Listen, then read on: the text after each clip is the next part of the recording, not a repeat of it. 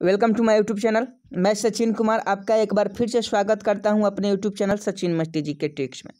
जैसा कि आप जानते हैं कि हमारी यूट्यूब टीम इंटर के लिए लगातार सेशन ला रही है और जो भी बच्चे 2021 में इंटर का एग्ज़ाम देने वाले हैं उसके लिए यह चैनल बहुत ही महत्वपूर्ण है, क्योंकि यहाँ VVI प्रश्न करवाए जा रहे हैं। VVI प्रश्न करवाए जा रहे हैं जो आपके आने वाले एग्ज़ाम की दृष्टि से बहुत ही महत्वपूर्ण है। तो आप इस चैनल से ज़रूर जुड़ जाएं।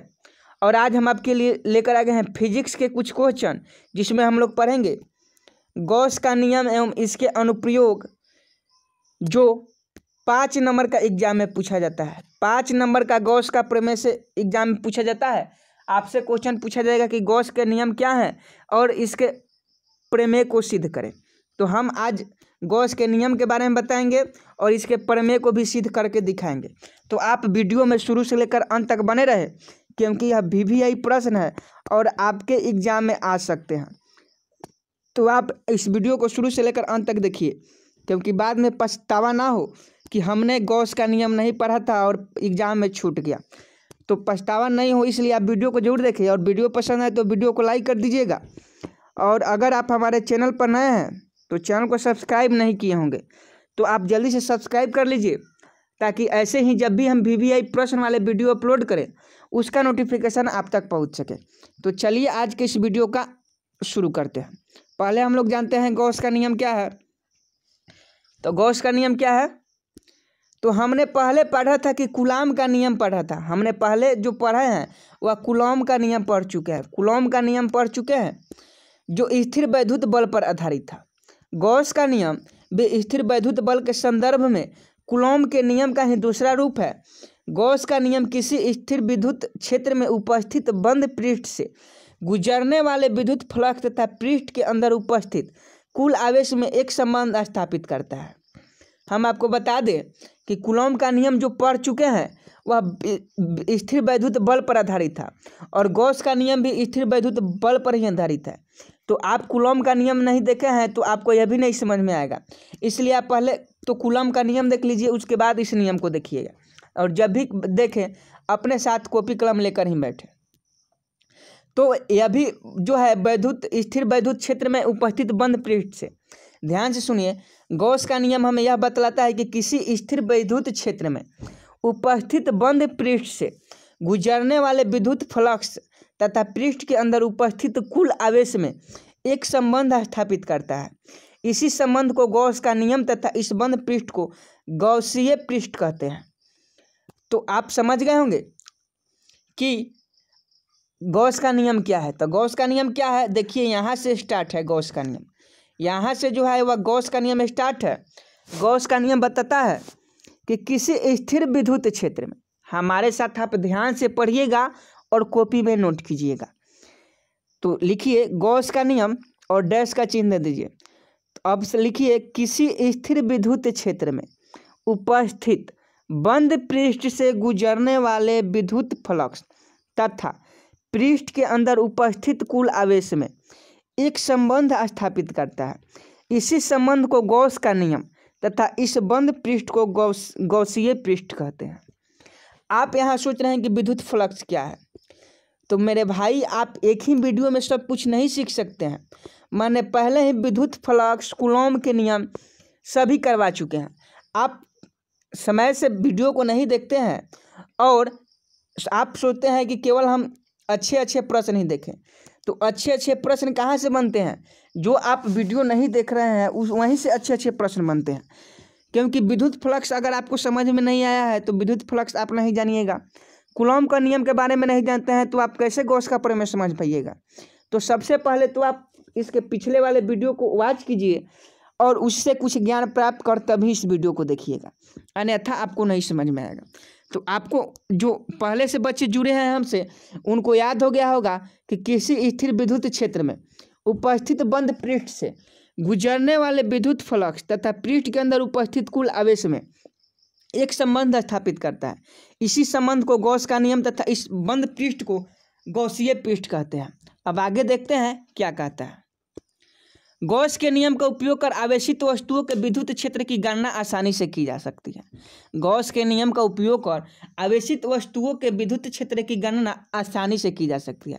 मेरे भाई, अगर अभी भी आपको गॉस का नियम नहीं समझ में आया तो हम फिर से आपको समझाने का प्रयास करेंगे। आप वीडियो में शुरू से लेकर अंत तक बने रहें। आपको नहीं समझ में आया होगा, कोई बात नहीं, समझ में आएगा, कोशिश कीजिए। तो चलिए फिर से हम गॉस के नियम के बारे में पढ़ते हैं कि गॉस का नियम का कथन क्या है, वह क्या कहता है। तो ध्यान से देखिए, किसी विद्युत क्षेत्र में उपस्थित काल्पनिक या स्वेच्छागृहित बंद पृष्ठ से अभिलंबवत बाहर निकलने वाला कुल विद्युत फ्लक्स उस बंद पृष्ठ द्वारा परिबद्ध कुल आवेश का 1/ε0 के गुना होता है। अब आप सोच रहे हैं कि इप्सिलॉन क्या है। अब आप यही ना सोच रहे होंगे कि इप्सिलॉन 0 क्या है। तो इप्सिलॉन 0 परावैद्युतांक है, पहले ही बताए हैं, परावैद्युतांक इप्सिलॉन 0 है। और आप पूछ रहे होंगे क्या है, तो के क्या है। तो के जो है कांस्टेंट है, अचर राशि के है। अब आगे देखते हैं क्या कहता है इसका गॉस का नियम का गणितीय निरूपण कैसे करेंगे। तो गणितीय निरूपण करने के लिए जो आप देख रहे हैं इस चिन्ह को, इसको हम लोग क्या कहते हैं, फ्लक्स कहते हैं, विद्युतीय फ्लक्स कहते हैं। और इसका जब समाकलन करेंगे तो समाकलन of e into d a और समाकलन e into d a equal e अचर राशि है, ई को बाहर निकालेंगे और डी ए का समाकलन होगा तो क्यू बाई इप्सिलॉन 0 के इसका गणितीय निरूपण हो जाएगा, जहाँ इप्सिलॉन 0 निर्वात की विद्युतशीलता है।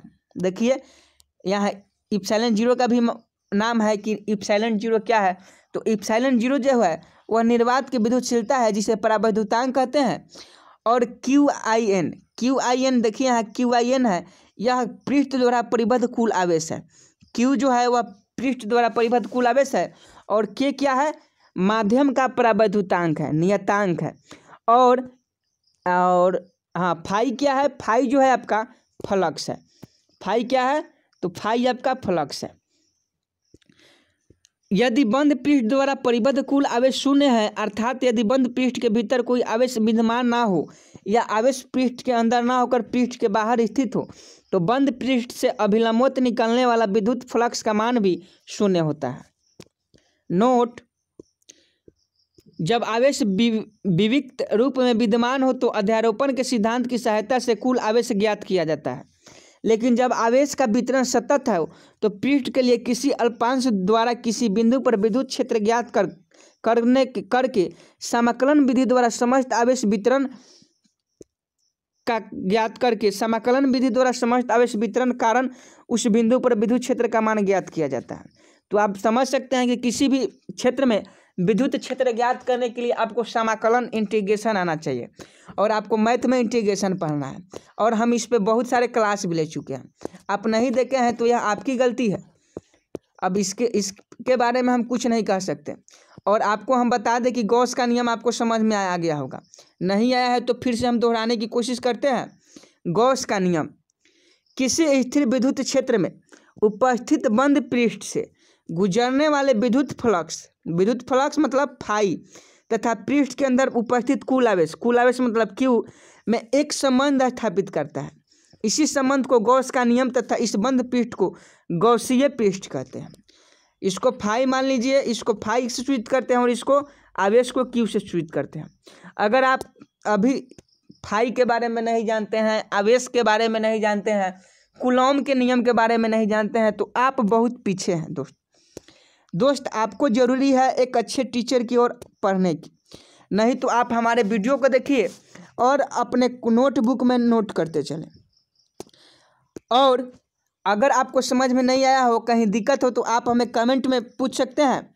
आपका रिप्लाई, कमेंट का जो जवाब है वह ज़रूर मिलेगा। तो आप हमसे कमेंट में पूछ सकते हैं कि सर हमको यहाँ नहीं समझ में आया, तो आपका कमेंट का जवाब ज़रूर हम देंगे। और अगला वीडियो का नोटिफिकेशन पाने के लिए आप चैनल को सब्सक्राइब कर लीजिएगा, ताकि फिर से कोई वीडियो छूटे नहीं और आपका सेशन सिलेबस जो है वह पीछे रहे नहीं। और इस वीडियो को लाइक कर दीजिएगा, अगर अच्छा लगा होगा तो बेशक अच्छा लगा होगा, यह हमें उम्मीद है। अब जिसको पहले से जो वीडियो नहीं देखे हैं उनको तो समझ में नहीं आएगा, ये तो मैं मानता हूँ। तो आप लाइक कर ही दे। तो मिलते हैं नेक्स्ट वीडियो में। अगला टॉपिक लेकर, तब तक के लिए जय हिंद जय